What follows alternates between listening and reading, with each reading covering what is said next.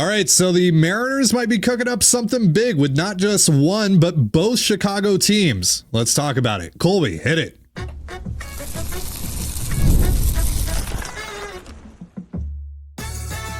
You are Locked On Mariners, your daily Seattle Mariners podcast. Part of the Locked On Podcast Network, your team every day. Ahoy, sailors. It is Thursday, December 5th, 2024. This is Ty Gonzalez and Colby Patnode for the Locked On Mariners podcast, part of the Locked On Podcast Network, your team every day. We've got some stuff to talk about tonight. There is a very interesting rumor going around today about a potential three-team deal the Mariners have discussed with the White Sox and the Cubs. But before we get into all that, shout out to our title sponsor today, FanDuel. New customers can place a $5 bet and you'll get started with $150 in bonus bets if you win your first $5 bet. Visit FanDuel.com to get started. And if you want to hear from me and Colby even more and help support the show, check out our Patreon. All you have to do is click the link in the description of this episode to check that out. All right, so earlier today, Jacob Sonola, who's a Cubs content creator, reported on Twitter that the Mariners, the Cubs, and the White Sox have been in active negotiations on a three-team deal, which would see the Cubs acquire left-handed pitcher Garrett Crochet, the Mariners acquire infielder Nico Hoerner, and the White Sox prospects, right, as you would expect.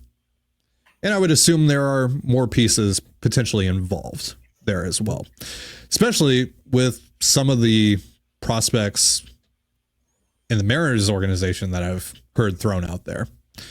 And the reason that we're talking about this today is because, yeah, we've heard the same. We've heard that these talks have happened, and considering who we've heard this from, I feel pretty good about saying that, yeah, they've at least had these discussions. Now, it's been reiterated to me multiple times over the course of the day that nothing is close. In fact, Jacob, who had the first report on this, kind of alluded to the deal falling through as of about, 10 or so minutes before we hit record on this thing. But again, they've had discussions about it. Maybe it's dead, but they've had discussions about it. The winter meetings are coming up, and obviously things can quickly change when you get all these baseball execs in one building together. So, yeah. Again, considering some of the prospects that I've heard thrown out there from the Mariners side of things, Harry Ford is a name I've heard. Colt Emerson is a name I've heard. It's possible the Mariners would be getting more than just Nico Hoerner back in this deal. So, yeah, I don't know how real this is, but I do feel confident that these talks have happened. So, Colby, what do you make of all this? Yeah, like you said, I reached the stage now where I'm really confident in saying that talks along these lines have definitely happened. The names were definitely exchanged. This wasn't just kind of a check-in type of situation. I don't know how far along it is or it got, but it is, another pretty much confirmed story that the Mariners are pursuing Nico Hoerner. So that is something that, regardless of if these talks lead to anything, we can now pretty safely say the Mariners are in on Nico Hoerner. They are very much interested in him. Which kind of sort of contradicts the original report from Rosenthal, I believe it was, that the Mariners think they're fine at second base. So unless I think Nico Hoerner is going to play third for them. Sure. I mean, yeah, whatever. Right. But yeah, so I would say I'm really confident that these talks did take place. I don't know if they're still ongoing. I don't know if it's dead or if it's, reshuffling or if it's been put on the back burner or whatever, right? We just don't know. Maybe the Mariners and the Cubs just want to hammer out a two-team deal, traditional Right. two-team deal where Hoerner goes back to Seattle for prospects, whatever. Mm-hmm. Or maybe the White Sox and the Cubs just want to work out a two-team deal for Crochet. Who knows? Right. I mean, it doesn't, just because a deal doesn't get done between all three teams doesn't mean two separate trades can't be made. Using, a lot of the names thrown around in these talks as kind of a blueprint or kind of a starting off point to progress. 3-team deals are incredibly difficult to come by. The more variables you put into the equation, the harder it is to solve. So when you are just talking one-on-one, it's difficult enough to find fits and deals that make sense for you. Now you add a third team, now you add multiple more players, and every player, every team that you add just is another thing that you have to solve, because you're probably adding a player on your end, and then if you're adding a player on your end, that team needs to add a player on their end, and it gets very complicated very fast. Well, and also Hoerner's coming off of the surgery, so there's medicals that need to be checked out and all that stuff, right? Sure. I mean, like Crochet's definitely would have to go through, a physical and all that stuff as well. Yeah. It's one of those things where it's like, do I think we'll see this type of deal happen? No, I think it's unlikely that any trade like this happens, because that's just the nature of making deals. I mean, I think the Mariners probably make about 1% of the deals that they actually talk about with other teams. And with Jerry and Justin specifically, they're always willing to listen. They're always willing to, talk things out and see where it goes. So they are constantly talking about deals that never come to fruition. So all I can say with certainty, or at least what I feel is certain, is that these 3 teams did talk, and based on as recent as today, right? And based on the reports that we've seen over the last few days and what I've heard and what I've been told, it does seem that Nico Hoerner to Seattle is kind of the big prize for the Mariners in these talks. It's interesting. Again, it's definitely noteworthy, and we're I don't know, what, about a month into the offseason, fully into the offseason. Free agents have been able to sign with new teams for about a month now, and we're coming up on the winter meeting. So it's just nice to have any kind of rumor, any kind of speculation that is legitimate, and when it's been as heavily confirmed, I guess, based on what you're digging up and who we've talked to and all that stuff, like this is legitimate. It did have legs. Again, we don't know if it's dead or if it's ongoing or whatever. We don't know the status. I haven't heard that it's dead. The last I heard was, they're talking. Right, and they very well could be. But like you said, this could be a case where they're just going to work out 2 separate trades, or maybe this doesn't work at all. But the Mariners still want Hoerner, and now the Cubs know who the White Sox want for Crochet.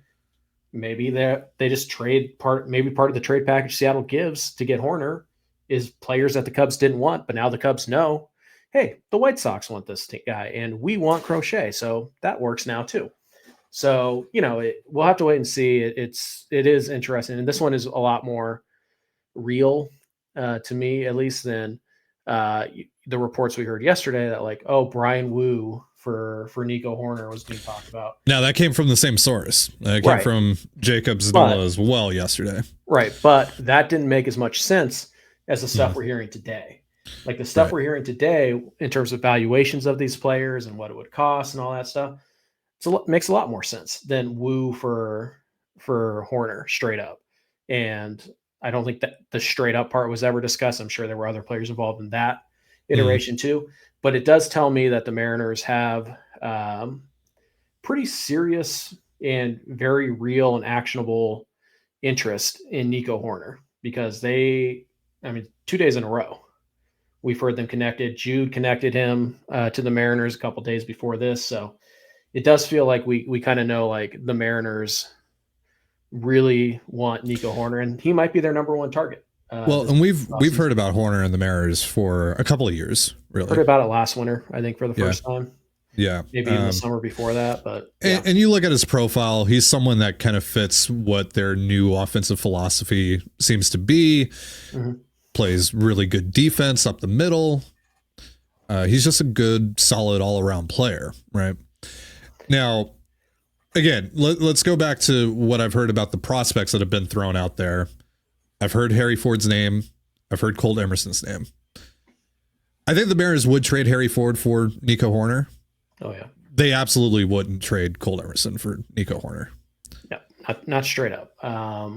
So if let's say that Emerson is in this deal for a second. What do the Mariners need to get back from either the White Sox or the Cubs to make that worth it? Is there something that makes it worth it to you?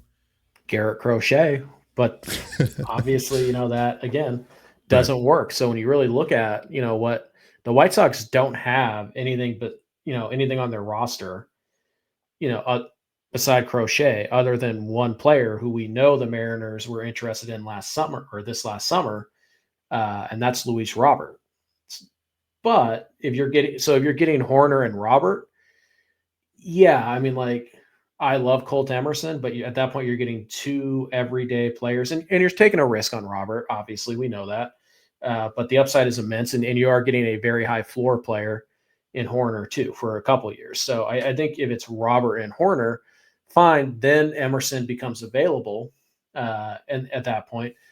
From like, what could the Cubs add? Well, at that point, are the Cubs giving up too much just to get Crochet? Probably. But if the Cubs wanted to add something to Horner to get me as Jerry Dipoto interested in trading, Colt Emerson, it's probably like Isaac Paredes. But at that point, now the Cubs need another infielder, because the reason the Cubs are so willing to trade Horner, and it sure sounds like they are pushing this out, and they're having active talks with teams about Nico Horner. They want to open up a spot for Matt Shaw. And so Shaw can play either second or third, but he can't play both. So trading, Paredes and Horner in a deal just to get Crochet and open up a spot for Matt Shaw doesn't make a lot of sense for them. So the only way I can see, Emerson being involved in this trade and the Mariners being okay with that is if they're getting something from the White Sox, and in theory, the White Sox are the team that would be getting Emerson, right? And so it's like, I don't know, are the White Sox willing to trade Crochet and Robert for Emerson, like together, separate teams, but in the same deal? Yeah, maybe they might be, but if the Mariners balked at that, if they're like, we aren't going to trade Emerson, we don't trust Robert in that deal as much as we like Horner, I think that's justifiable. I would take that shot. I would take that shot personally, but I think it's totally justifiable. Robert is a huge question mark. Massive. And there's big risk there, particularly if you don't have a ton of money, which, based on some of the stuff we heard in this trade today, not related to this trade, or maybe tangentially related to this trade. And we'll talk about that here in a moment as well. We'll talk about that in a minute, but yeah, so I think it almost would have to be Robert. I don't think anybody else from the Cubs makes the Cubs interested in doing this deal. And maybe that's the holdup that kills this thing. The Mariners are unwilling to trade Colt Emerson, and they shouldn't be, not for Nico Horner straight up. And again, the only player that can be added that I think makes sense for the other two teams that might tip Seattle's, opinion is probably Robert. And even then, that's a huge risk. So yeah, it's interesting. Again, the talks definitely did happen. Are they still ongoing? I don't know. Is anything close? No, I don't think that, you need to be refreshing your social media apps for the next few days, but the winter meetings are right around the corner.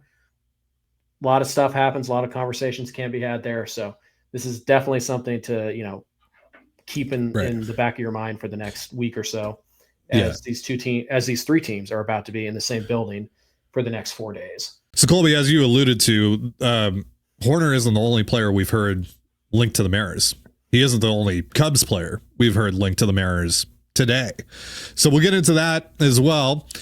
And because of this rumor, this 3-team deal rumor, you've decided to get a little unhinged and put together a 15-player trade idea involving the Cubs, Mariners, and White Sox. So we're going to get into that as well in just a moment. But first, a reminder, this episode of the Locked On Mariners podcast is brought to you by FanDuel. Get ready to tackle the NFL action with FanDuel, America's #1 sportsbook, because right now new customers can bet $5 and get $150 back in bonus bets if you win. The FanDuel Sportsbook app gives you everything you need to place live bets on the NFL all in one place. So when you get a hunch in the middle of the game, you can check out the latest stats, view live play-by-play, and so much more on the same page where you place your bets. Just visit FanDuel.com to join today. You'll get started with $150 $50 in bonus bets if you win your first $5 bet. That's FanDuel.com. Never waste a hunch and make every moment more with FanDuel, an official sportsbook partner of the NFL. And you're listening to the Locked On Mariners podcast. So, again, Nico Hoerner isn't the only Cubs player we've heard linked to the Mariners today. According to Bruce Levin of 670 The Score, which is the big sports radio network in Chicago. Well-connected guy. Yeah. The Mariners are amongst three teams that have talked to the Cubs about Cody Bellinger. Yep. This is fascinating. Mariners, Yankees, Astros are the teams that were named here that have talked to the Cubs about Bellinger. Now, the interesting thing here that Levine, I'm going to go with Levine. Yeah. Added is that the Cubs aren't looking to merely shed the salary. In fact, they don't even want to cover much of the money, if any of the money, which good luck to them on that. So there's two ways to look at that from the Mariners' point of view. One is a far more optimistic outlook. One that might involve some copium here that, hey, maybe the Mariners have more money than we think they do. The likelier outcome here is that the Cubs told them, no, you got to take on most, if not all, of the contract, and the talks died right there for the Mariners. Sure. I would say this. I heard something else that we're not talking about on the air today that would be a pretty expensive free agent acquisition that doesn't make a ton of sense for the current Mariners if they are in fact operating with only about a $16 to $20 million budget. So if you want more copium, like, there you go. Like, the Mariners might actually have a little more money than we think. How much more? I don't know. But yeah, so I did hear an unrelated rumor that I don't feel good enough to, report or to tell about interest the Mariners have in another player in free agency who's going to cost probably most, if not all, of the budget that they apparently have. So yeah, that's the case. Maybe they do. But what's the most likely outcome? That the Mariners, like, hey, we want Bellinger. How much money you willing to eat? None. Goodbye. Yeah. That's probably hey, you willing to take on Mitch Haniger? No. All right. Well, all right, good conversation. Yeah. Let us know if you change your mind. Yeah. So yeah, that's what's most likely to have happened here. But again, it is a notable player. Yeah. And we know that the Mariners had interest at the deadline before he got hurt. Yes. So, which is interesting, again, because Bellinger was making a lot of money even at the deadline. Yeah. And we know that the Mariners were talking about Vladimir Guerrero Jr. up to the deadline, and those guys would have added significant payroll if the Mariners had acquired them. So Bellinger is owed $27.5 this year. Then there's a $25 million player option next year, 2026. Mm-hmm. So there's a chance that he is only around for a year. Yep. Or there's a chance that he bottoms out, and then you have this $25 million black hole on your roster in 2026. It's another risky player. Yeah. So, I don't know. What do you think about Bellinger in general as a fit for the Mariners? Money considered here. Considered, it's not a great fit. Yeah. Based on what we believe the payroll is. Again, if you're telling me the Mariners have significantly more money to spend this winter than we think, that changes. But I'm still operating under the impression that they can probably top out at 160. That's how I've operated so far. That's how I'm going to continue to operate until we know otherwise. So money considering, it doesn't work, because even if you get them to take on Haniger, you're still adding $10 million of payroll this year and $25 million next year when Cal and Logan and George are going to get even more expensive. And $10 million represents, if we want to be charitable, half of the money you have to spend. Okay, your outfield's pretty well set. So Bellinger's probably going to play first base for you at that point, right? Which means you're not getting Santana and Turner don't make any sense now. Mhm. I mean, are you going to try and like force that together on the roster? I don't know. So, like, money wise, all things considered, doesn't make a ton of sense. The player, like, how do I think Cody Bellinger would perform with the Mariners? Mhm. Pretty well. I think the swing is a really good fit for T-Mobile Park. I think the profile, the batted ball or the base on ball numbers and the strikeout numbers, I think fit pretty well. He can play all three outfield spots. You want him in a corner, but he can fake it in center field for a little bit if you need to. And he can play first base, which frees up Luke Raley to rotate through the outfield as well. So just from that standpoint, fine. But when you kind of factor in the money and what we've heard the Mariners really want to do at first base already, it's kind of a messy fit. Well, if you're going to spend the money, wouldn't you rather spend that money on Christian Walker or Anthony Santander? Now, obviously, you have to sell those guys on coming to Seattle as well. Right. Or Bellinger, I don't believe, has a no trade clause. Yeah, I don't see anything about that here on. Right. By the way, the 2026 opt out contains a $5 million buyout. Right. So to me, so you're on the hook for $32.5 million guaranteed minimum. Yeah. Yeah. Now you can spread that out over. It's not all at once, but still, it's a big chunk of change. And you could be on the hook for up to $52 million. So yeah, if you're going to take that shot on Bellinger, you better be really sure he's closer to 2023 Bellinger than 2024. In 2024, Bellinger was fine. Like, he wasn't bad. But that's a big risk to take on a player who has been inconsistent in his career. And so, yeah, Bellinger's interesting. I'm interested in Bellinger if the Cubs are willing to eat a significant chunk of that contract, and it sounds like they're not. So it's kind of a moot point, but it is interesting. Yet again, another sign that the Mariners and Cubs are having, they're talking a lot. They've talked Quite a bit. There's an awful lot of smoke. Yeah. Here though. And so typically, again, there's fire.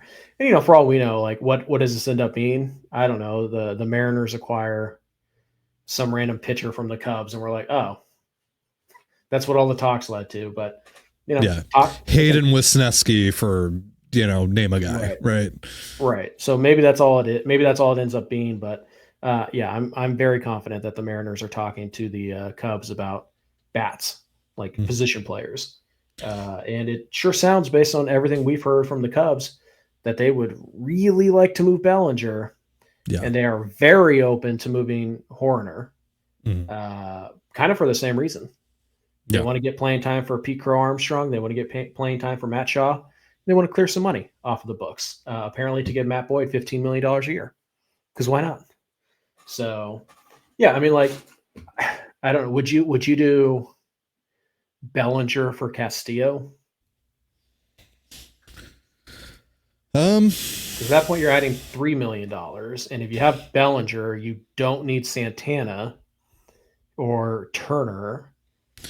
But again, Matt Boyd just went for $15 million a year. So, but also, isn't the driving force of trading Bellinger for the Cubs ultimately to shed the payroll?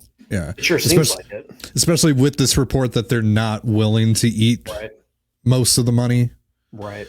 So yeah. So I don't know. I mean, like Castillo, especially when you're seeing what like Yusei Kikuchi got and Frankie Montas and Matt Boyd, like you mentioned, Severino got $21 million a year from the A's today, which is insane. Nuts. Imagine I mean, good for Severino for getting that money. Good for the A's for actually spending money, but must be nice. Willingly signing to play in Sacramento is wild. That's a wild decision. So good luck to Luis Severino. By the way, I believe this is the second largest contract the Oakland A's have given out. That's ridiculous. I believe the number one contract is still like the Eric Chavez extension, if I'm not mistaken. Wow. I think they gave him $70 million. So circling back to my point, though, when you're seeing what some of these pitchers who are not as good as Luis Castillo are making, Castillo at $24.1 million, hell of a deal, even with some of the regression that we saw him experience this year.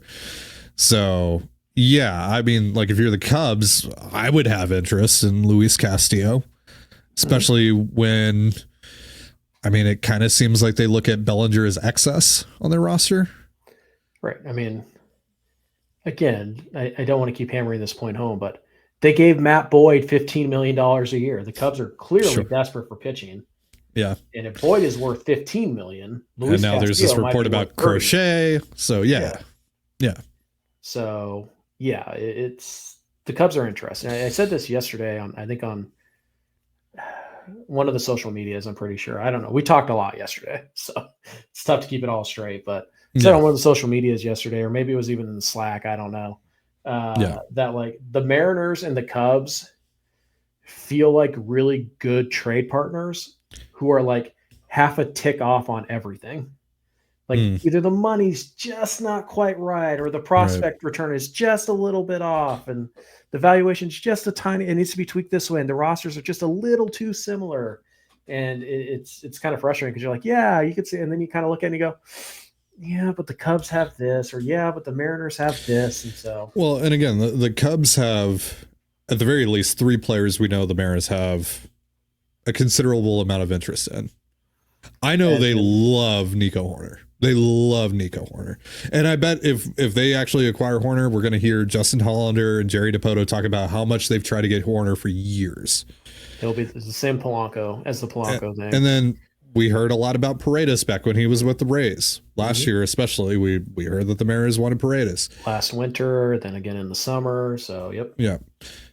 And then Bellinger, now we've heard them connected to him twice over the last 5 months. Yep. So, yeah, it makes a lot of sense if these two teams link up on a deal. It's just, are they able to find a perfect fit to make it happen? So we'll see. And maybe again, that's the help of the Chicago White Sox makes that happen. It fills in the gaps. It does feel like there needs to be a third team between these two sides, and it doesn't have to be the one we talked about in the first segment, but yeah, makes a lot of sense.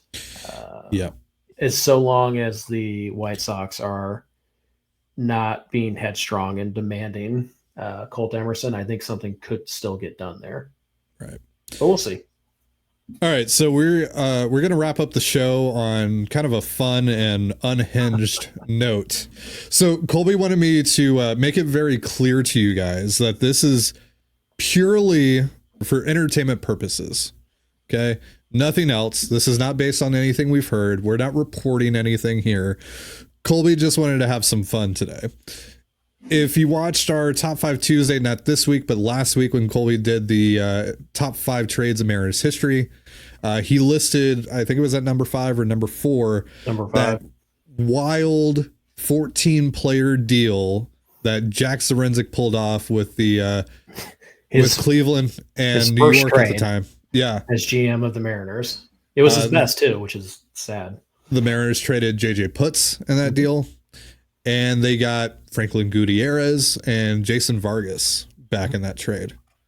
Andy Chavez, Mike Carp, Aaron Heilman. They gave up Sean Green and Jeremy Reed. Ezekiel Carrero was in it, going somewhere. I don't remember where. It was something. Yeah. So again, this is purely for entertainment purposes. But let's see what you cooked up here. And how long did this take you? Like an hour? How long did you work on this? I mean, probably like an hour, but I'm not going to lie. The last few names I literally threw in there just to get it over the threshold. Because one thing I learned when looking at these 3 teams, probably get a good deal done with 6-7 players. Yeah. So, but you wanted to one up Jack Z. That's right. Who, again, pulled off a 14-player deal. So you have a 15-player deal involving the Mariners, the Cubs, and the White Sox. If you're watching on YouTube, you see it all laid out here. We have color coding to see where, which team or which players are coming from where, all that good stuff. So take us through it. Sure. I'll say this. If you're not watching and you're listening, thank you for listening. But also, there's a 0% chance you're going to follow this. So, yeah, understand that Yeah. Anyway, so at the end of the day, the most important thing for you guys is that the Mariners would get Nico Horner, Cody Bellinger, Hayden Wesneski, who we kind of joked about earlier. Yep. He's a right-handed pitcher. We actually saw him pitch against the Mariners a couple of years ago. And from the White Sox, they would get Jordan Leisure. I think it's just Leisure. I think it's Leisure. Yeah. All right. So the Mariners get their second baseman. They get Cody Bellinger, who I put in this deal before the Bruce Levine thing came out, because I was going off of what we heard over the summer, as you know, and I heard it a couple days ago that, the Mariners actually kind of like Bellinger. So I threw him in there. You'll see why in a second. So they get those two guys. They get their first baseman. They get their second baseman. Wesneski is just kind of an interesting lump of clay. He's got some pretty decent stuff. Hasn't really put it all together for the Cubs. He does, he can pitch both in the rotation and out of the bullpen. So there's some flexibility here, which became important for some people who think Emerson Hancock is pretty good. Spoiler alerts. And then Leisure, whatever. Yeah. I just needed a guy. That's the guy I threw in there to be the 15th guy. Sure. Take that, Jaxie. Isn't Leisure the guy who Cal hit the walk-off grand slam against? He blew 2 saves against the Mariners in a 3-day stretch. Yep. Nice. So he's already basically a Mariner. Pretty much. The Cubs get Garrett Crochet, Peyton Pallett, Mitch Haniger, Gregory Santos, Ty Pete, and Brock Roden. So the Cubs get Crochet. They also get a, fringy prospect from the White Sox with some pretty good stuff. They take on Haniger's contract to help the Mariners out with the money a little bit. They get Gregory Santos to, the difference. I figure the difference between Haniger and Bellinger is still, in terms of what they bring to the field, substantial.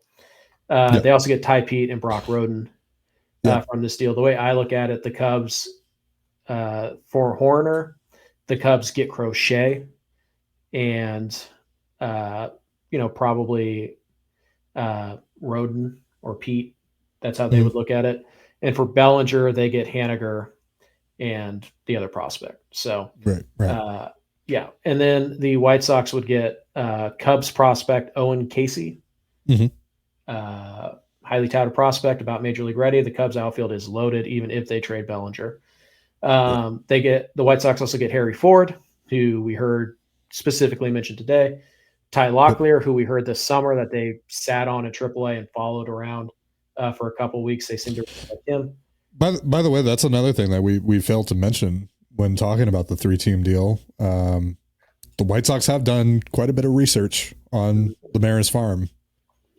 From over the course of the summer. So there's that to keep in mind as well. Yeah, that part should come together pretty quickly if the talks are still ongoing. Anyways, the White Sox get Casey, Ford, Locklear, Michael Morales, and Emerson Hancock. Of course, you had to trade Emerson Hancock in this deal. So the White Sox get 5 prospects, the 3 big ones, Casey, Ford, Locklear, all in theory are going to, either make their major league debut this year or are going to get significant time at the big league level, which is nice. Morales could also make his big league debut this year. Hancock is already a big leaguer, air quotes, who they can stack in the back of their rotation, see what happens. So at the end of the day, so we'll just run down this really quick here. The Mariners get Horner, Bellinger, Wesneski, and Leisure. They give up Haniger, Santos, Pete, Roden, Harry Ford, Locklear, Morales, Hancock. It's a lot. 8 guys for 4. But they're getting a lot. See, a very complicated deal. Again, the Mariners do have to pay a little bit of a premium here because they are getting 2 everyday players out of the deal. I think if I look at it, for me, the way I would break it down is, and I mean this with no disrespect, unlike the other times I say this, Hancock is meaningless to the Mariners, especially if they have Wesneski. That doesn't matter. Locklear, when you have Bellinger in hand, worthless to you. If he can't play first base for you in the next 2 years, you might as well trade him anyway. So he doesn't matter. Roden, nice player, but kind of a dime a dozen type. You can find another Brock Roden in the draft this year. So those three guys, whatever. Throw them in there. If they tweak anything, if they spice in the pot up a little bit, fine, whatever. But I think what you're really looking at here, if you're the Mariners, is you're giving up Ford and probably Ty Pete is the way to look at it for Horner, and you're giving up Haniger and Santos for Bellinger is really the way to look at it. Yeah. And while the Cubs do save $10 million in that trade, they don't save $27 million, which is why you have to give up Santos in that deal as well. Right. Sure. All right. Well, since tomorrow is Fan Fiction Friday, unless the Mariners want to do something, doesn't seem like they're close. I am tasking you, the comments, to grade Colby's 15-player trade. Oh boy! Just remember, only idiots would give it sub 50.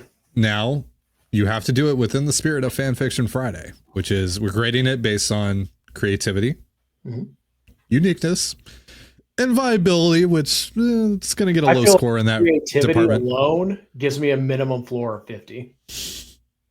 Well, we'll see what the comments decide. I don't care what they think. I know you don't. Just remember, but we're going to see anyway. Just remember, baseball cards have a way of getting lost in the mail. And also, your boos don't phase Colby. He has seen what you cheer for. Yes, I have that on a T-shirt. All right. So I think that's going to do it for us. A little bit of a later drop today for the show. What's up? What do you got for us?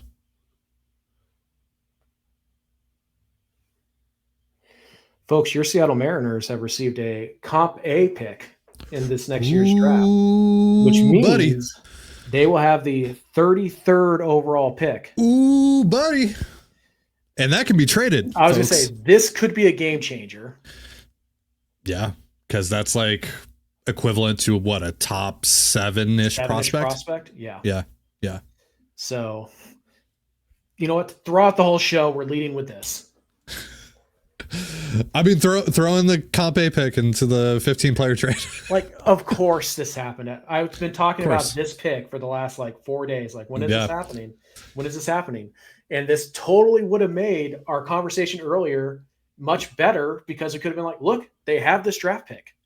Yeah. And draft picks to the White Sox are like gold. And you get the bonus money that goes with it. Yeah, you do. Why couldn't this have come out 20 minutes ago? This changes things. Now, the Mariners probably already knew that they were going to get this, but sure, we didn't know it was going to be A or B. From the public's point of view, though, this changes things. Yeah. That is a significant asset that the Mariners have added that they can trade now. So, yeah, that's fun. And hey, if they don't trade it, 33rd pick in the draft, that's fun. It's really fun.